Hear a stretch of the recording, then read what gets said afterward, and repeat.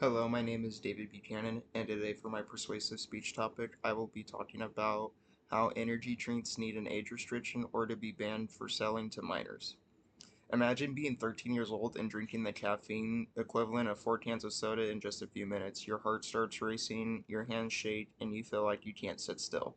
This isn't caused by any illegal drug, it's caused by the energy drink that was legally sold to a child. Energy drinks have become extremely popular, especially among teenagers with their bright colors, their exciting advertisements, and promises of an increased energy and better focus and make them seem harmless, but behind the flashy cans and the high amounts of caffeine, sugar and stimulants that can ser- they have sugar and stimulants that can seriously affect the health of a young person's health.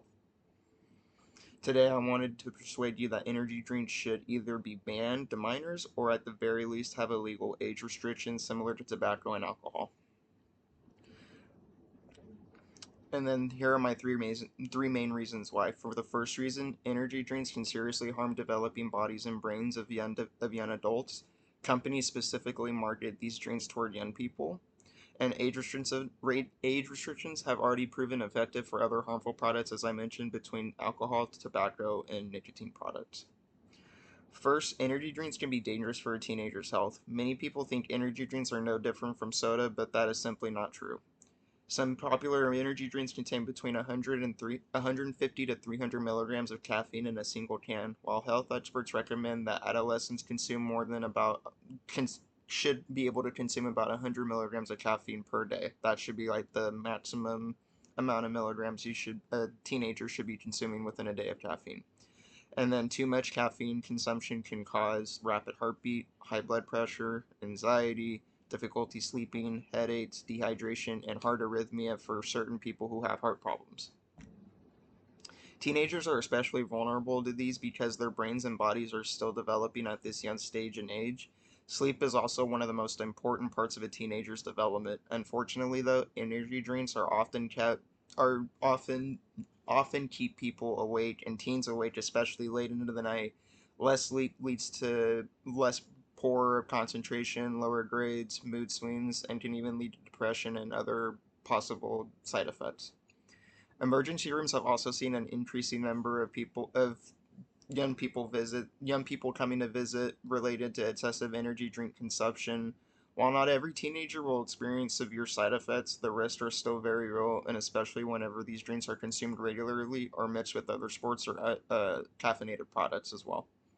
The fact is simple: products that can regularly affect the child's heart, sleep, and mental state and health should not be freely sold to children who are underage and who are under age restriction. Second, energy drink companies heavily market these products toward young people. Have you ever noticed who appears in energy drink advertisements? It's typically professional athletes, gamers, extreme sports competitors, popular influencers, young adults also doing these exciting activities as well. The message is point blank and clear. If you drink these products, you'll become stronger, faster, cooler, and more successful than all your other predecessors and everything. Many cans can feature bright colors, bold graphics, and also flavors like cotton candy, blue raspberry, or watermelon that are designed to clearly appeal to the younger masses.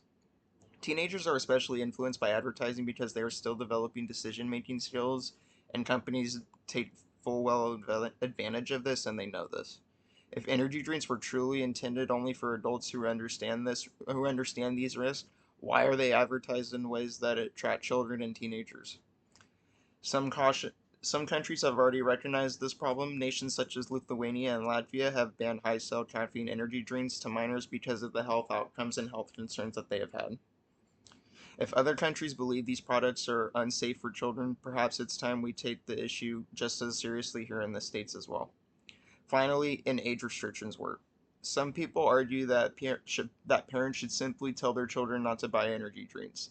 Parents certainly play an important role, however, laws exist because parents cannot monitor every purchase that their children make whenever it comes to any product that they're going to buy.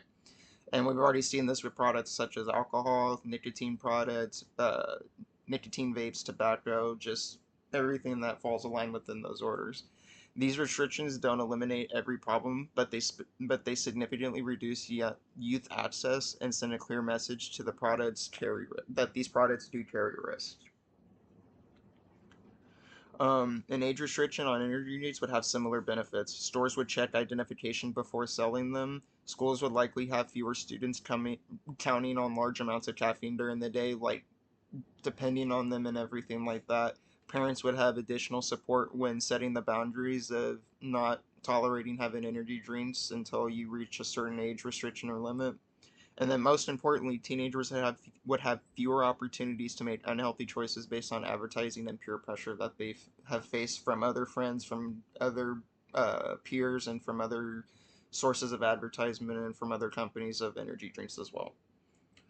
So addressing the opposition of view, I understand that there are people who would probably be having who have energy drinks daily who don't see a problem with it and everything, and some people that argue that banning energy drinks for minors sets limited personal freedoms. While that is a reasonable concern, however, freedom should always be balanced with safety. Children cannot legally buy alcohol, cigarettes, or gambling products because society recognizes that young people need additional protection whenever they mature. As they're maturing, they need protection from these sorts of things so that they don't get addicted very young and tend to lead to have problems and everything. Wait till they're 18 to 21. That's typically the age restriction for such things and such products. An age restriction on energy drinks would not stop adults from buying them. It would simply protect minors until they are old enough to understand the potential health risks and make informed decisions for themselves. Others argue that coffee also contains caffeine as well. While that is true, coffee is not marketed for children and not marketed for young adults. Plus, they don't have all the other additive ingredients that are in coffee as well, such as taurine, additional levels of caffeine, and just many other different ingredients that are in energy drinks that you wouldn't see in coffee as well. And then for the conclusion, energy drinks may seem harmless, but for many teenagers, they can lead to serious health problems, poor sleep, anxiety, and dangerous levels of caffeine consumption. We've seen how these products can affect developing bodies. We've seen how companies market them directly toward young people, and we've seen that age restrictions have successfully protected minors from other harmful products. So, what I would like to ask you at the end of the day is if we're about protecting the young and the adolescent and the children as well during one of the most important stages of their lives, why wouldn't we take the precaution and the prevention of having something like this happen to young adults and to children as well, of protecting their health and protecting their mental health and protecting overall their just overall health of just not having future problems with their health, their mental, their work, their school. I believe that a ban or a restriction would positively put these into effect and everything as well.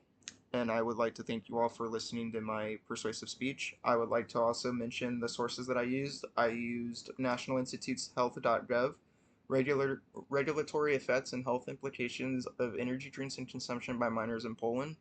For my second source, I also used National Institutes of Health.gov, strict regulations on energy drinks to protect minors' health in Europe. It is never too late to set things right at home.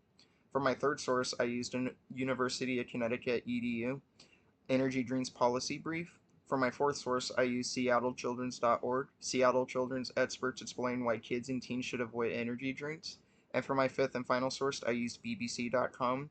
More evidence to ban energy drinks for children study finds. These are my sources that I decided to use for my persuasive speech, and I thank you all for listening. Thank you.